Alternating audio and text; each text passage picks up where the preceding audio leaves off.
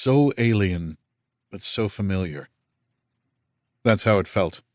The roar of the Black Hawk's rotors, stone-faced men and women gripping weapons, smell of sweat and engine oil and cordite and that metal in the back of the throat burn and stomach churn as humans and machines lurched into the unknown through the dead of night. Max Carver leaned out the helicopter's open door and scanned the semi-darkness. The jungle canopy skimmed so close he felt like he could reach out and swing down into the glimmering wet leaves. Dimly illuminated thunderheads shouldered the rising foothills of the Andes below the sliver of a crescent moon. What was he doing here? Max had asked himself the question a dozen times on the commercial leg in from D.C. to Bogota, then again on the private charter prop over the mountains, and the final hop in an unmarked Colombian military transport to a dirt airfield.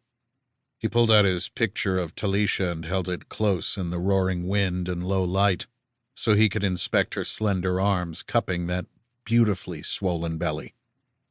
A red light blinked on in the open cabin between the 8 jump seats bolted to the floor.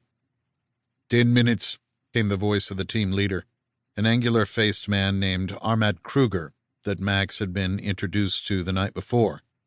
All he'd been told was that their jungle survival expert was an Afrikaner mercenary who had fought in the Congo.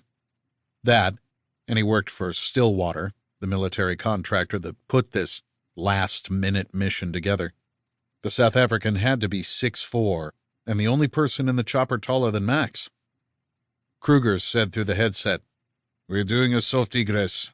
Everyone spread out to cover in the edges of LZ Alpha and rendezvous at the first checkpoint.